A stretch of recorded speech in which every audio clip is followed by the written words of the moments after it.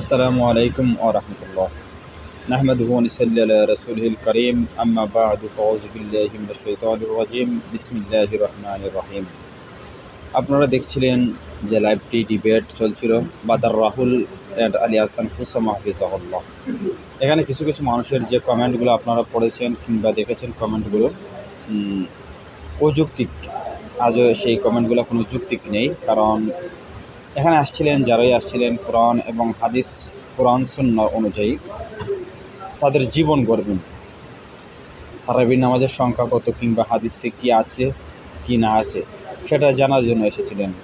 কিন্তু এমন হয়েছে, এমন পর্যায়ে চলে গেছে যে বিতর্ক, যে যারা পাবলিক ছিলেন তাদের সমর্থন, আলী হাসান উসামা সাহেবেরও সমর্থন এমন যে কম তা না, এবং বাদার রাহুলের যে সমর্থক কম এমন তা না। দুইজনেই সেলিব্রিটি, দুইজনের সমর্থন আছে বটে, কারণ দুইজন দুই টাইপের, একজন আহলে হাদিস, একজন কমি অঙ্গনের।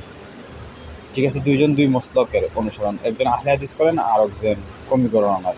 কিন্তু আহলে হাদিস যে গণনা লালন করে কিংবা কমিরা যারা লালন করে, কিছু কিছু ক্ষেত্রে আমরা ঐক্য আছে, কিন্তু ঐক্য যে এমন না নষ্ট হয়ে গেছে এমন না। কিছু ইখতিলাফি মাসলা আল উলামা, যারা উলামাগণ মাশায়েখগণ যারা আছেন, ইখতিলাফ যারা আছেন, প্রত্যেক ইখতিলাফ বিষয়ে শ্রদ্ধা জানানো উচিত। কারণ প্রত্যেকটা মানুষ কিংবা প্রত্যেকটা মাযহাবে ইখতিলাফ ছিল, এবং সাহাবীগণ থেকেও ইখতিলাফ শুরু ছিল। এমন যে না বর্তমানে এসে আপনি ইখতিলাফগুলো মিটিয়ে দিবেন এমন না। আপনি একটা দুইটা বাহস করতে পারেন, এমন যদি বিষয় হতো যে এটা কোরআন হাদিস এর বিরোধিতায় চলে গেছে এমন পর্যায়ে যা আপনি বাহস না করলেই হবে না, যে এটা আপনাকে বলতেই হবে। কিন্তু সুন্নাহ বিষয়ে মতো পার্থক্য আছে, থাকবে, কিন্তু সুন্নাহ বিষয় নিয়ে বাহস করার প্রয়োজন আমি মনে করি না। এটাই স্বাভাবিক, এটা সব সময় থাকবে। এখন যদি আপনি মনে করেন যে এসে যে না এই ইখতিলাফ ছিল অথবা এখন আর থাকবে না, আমি এটা মিটিয়ে দিব, এমন হবে না, কারণ এমনটা করা সম্ভব নয়। কারণ এটা আপনি যে উনি যে গণনা লালন করেন, দেখেন যে ডিবেটে করেছেন আলী হাসান উসামা, আপনি 20-এর উপরে অর্ডার থাকবেন না, আপনি কোনোদিনও 8 রাকাত তারাবি পড়বেন না। আর যে বাদার রাহুল, উনিও 8-এর উপরে থাকবেন, কারণ উনিও 8 ছেড়ে 20-এ আসবেন না, কারণ উনিও ওনার মোতাবেক উনি মনে করেন যে আমার 8 রাকাত সুন্নাহ, সমস্যা নেই, নামাজ হয়ে যাবে, এমন তো না যে নামাজ হবে না।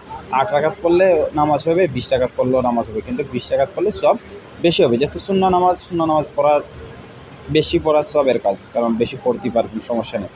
কিন্তু দেখা গেছে যে এখানে যদি ইখতিলাফ হতো, যে ফরজ বিষয় নিয়ে ইখতিলাফ থাকতো, তাইলে যদি আপনি ডিবেট করতেন, তাইলে জাতি মানতো, যে জানতো যে ইখতিলাফ এটা করতে পারতেন ফরজ বিষয় নিয়ে। কিন্তু ফরজ বিষয়ে কোনো ঘরানা, জামাত বলেন, কওমি বলেন, আলিয়া বলেন, সুন্নি বলেন, যে ঘরানায় বলেন, আহলে হাদিস বলেন, কারোর মতো পার্থক্য নয় যে যে ফরজ বিষয়ে সবাই একমত, সবাই এক লালন করে ফরজে কেউ ভিন্ন মত পালন করে না। তাহলে আপনি যে বিরোধিতা করলেন আমার আরেক ভাইয়ের, তাহলে কেমন হলো?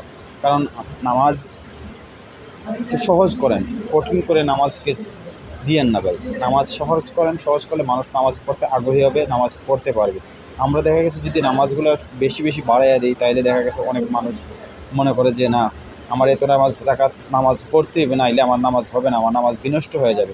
এমনও দেখা গেছে অনেক সময় সুন্নাহ যদি নাও পড়েন সমস্যা নাই, কিন্তু আপনি যে ফরজ নামাজগুলো আমরা ছেড়ে দিচ্ছি, সেই নামাজগুলো যেগুলো পড়ছি না, সেটার জন্য আল্লাহ সুবহানাহু ওয়া তাআলার কাছে আমরা দায়ী হয়ে যাব। কারণ আমাদের ফরজ নামাজ পড়তে হবে, ফরজ হচ্ছে আমাদের ফরজ, কিন্তু আমরা পড়তে হবে। অনেক সময় জেনে বুঝে আমরা এই নামাজগুলো আমরা অনেকে পড়ি না, কারণ আমরা পড়া হয় না। কিন্তু যে জায়গায় আমরা ইখতিলাফ দেখেছিলাম, যে তারাবির নামাজের সংখ্যা নিয়ে যে ইখতিলাফ ছিল, সেই ইখতিলাফে দেখা গেছে আপনার আমার অথবা সবারই ইখতিলাফ থাকবে, এটাই স্বাভাবিক।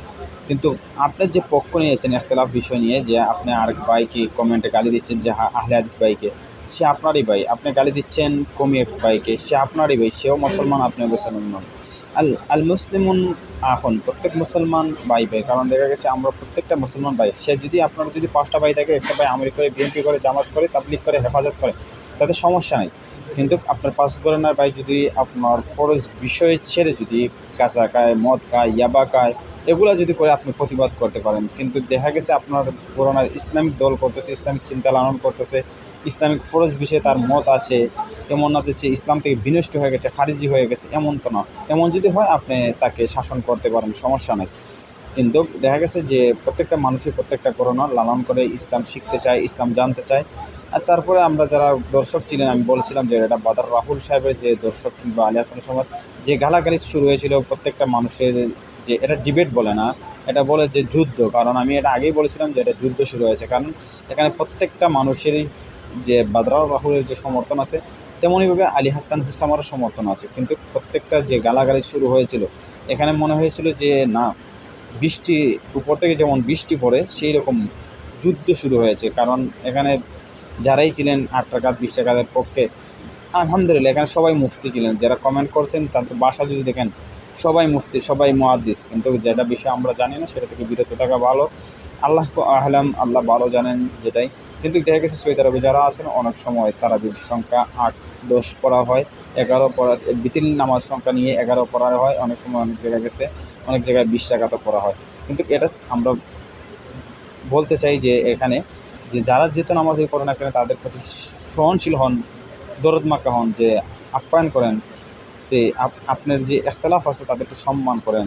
ঠিক আছে? এতটুকু বলে আজকের বক্তব্য এখানে শেষ করলাম। আসসালামু আলাইকুম ওয়া আসসালাম, ফি আমানিল্লাহ।